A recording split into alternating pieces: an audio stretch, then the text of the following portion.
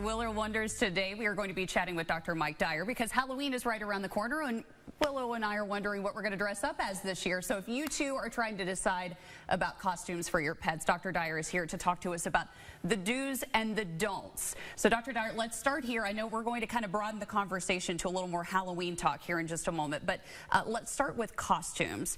What are some things that pet parents need to keep in mind this time of year when they're picking out a costume for their pet? I'm sure there are some things that you want to look for and some things that you want to try to avoid. Yeah, so first of all, we want to make sure that the pet's not going to be really distraught having something foreign attached to their body.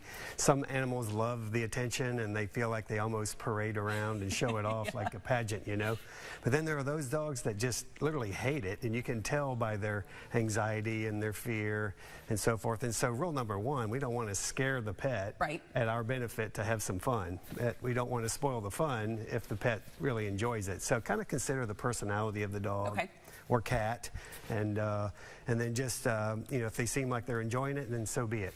We do want to be conscious of how hot they can get underneath that, and we don't want things that could obstruct their airways. So we want them to be able to breathe freely, or choke hazards, obviously, things like that. So just common sense, really, you know, is the main thing with that. And then foreign objects that could come off that they might ingest, or your costume might look like some kind of a toy to them, and they're going to shred it and maybe eat that and become a foreign body in the intestinal tract. Well, how are you able to tell, I guess, as a pet parent, what do you need to be looking for to tell if they are uncomfortable and that you need to go ahead and just remove that costume? I just think excessive panting, you know, be conscious of the temperature. If they really withdraw, or they growl or bark excessively, just things that, you know, most people know when their pets are not happy. And just don't push the issue. If they're enjoying it and it seems safe and fun, then please, by all means, we want to enjoy the holiday. But just be aware that they're not thinking about it the same way you are. They're down here, right? I've got something in my mind for Willow, so stay tuned, and we'll unveil the costume. But I'm taking all of those things into consideration to make sure that it's an appropriate costume for her. Now let's broaden that conversation, Dr. Dyer, because Halloween is a time of year. There's a lot going on.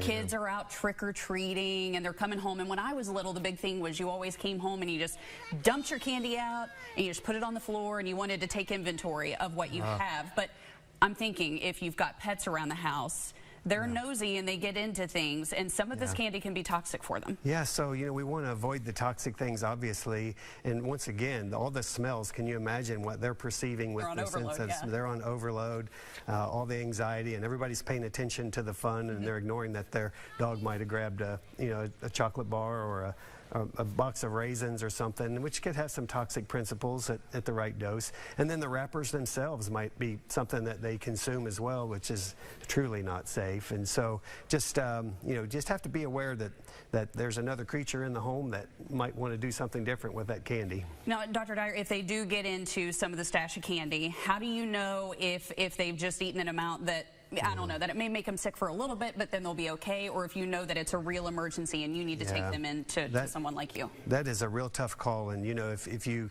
have an idea of the amount that's ingested and exactly the name of the product, it's good to call the vet or the poison control center just to see.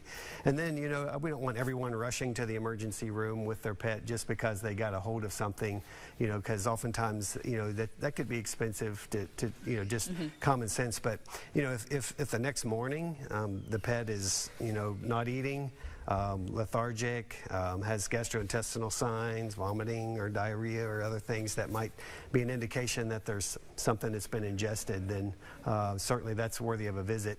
The night of, you know, we just hope that there's not enough volume to be a toxic concern. Most of the time it's not. So. And let's stay on that topic really quick of trick-or-treat, and we're going to cover two different things here. So if people are taking their kids around trick-or-treating in the neighborhood, is it okay to take your pet, like if you have a dog with you, will they do all right with that? And you also said for anybody that's maybe handing out candy, that maybe you want to keep them in a confined space so that way they don't bolt out the door on you. There's so much to say about this. So first and foremost, we don't want to lose a pet because of all the distractions, the anxiety. And so pet identification, make sure they have something, because if they do get away, moms are busy with kids and dads are busy. And so you can see how a dog, and doors are opening and closing so the dogs can get away. The dog's going down the street, he sees a person in a costume that's scary to them, and then they bolt even further and they can get away. So pet loss, first of all. Secondly, if you take them, you need to make sure it's the personality of the pet. Some are people friendly, some are stranger friendly, but some are not. And that could even, you know, set you up for an incident where your dog would attack or bite or something. And so you just need to know your pet and just make sure that they aren't in that fear and anxious category, and don't stress out easily. But like we said, some dogs can handle anything and they just tolerate it. They grow up in a loud family with lots of fun. And then there are those that want to hide and isolate themselves. And if pushed to the limit, they might bolt or escape, or they might bite, or they might do something that would be out of character for them. So we just want it to be safe for everyone, and know your pet and know those limitations. And you know what? Put them away in a room with a fan and some music playing, you know? To try to disguise the sound. Yeah. If they're already on medications from your veterinarian, ask them if you can increase the dose or the frequency and start early, like not just the day right before Halloween, but maybe a couple days before, and the morning of, and 2 hours before all the events. Give the medication a chance to get on board.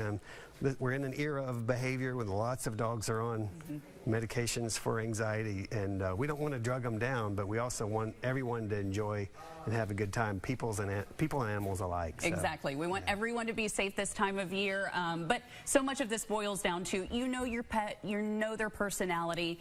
Just make sure that you're doing what they're comfortable with this time of year. Dr. Dyer, always a great conversation with you. Thank you so much for stopping by to chat with us for this edition of Willow Wonders. We'll see you next time.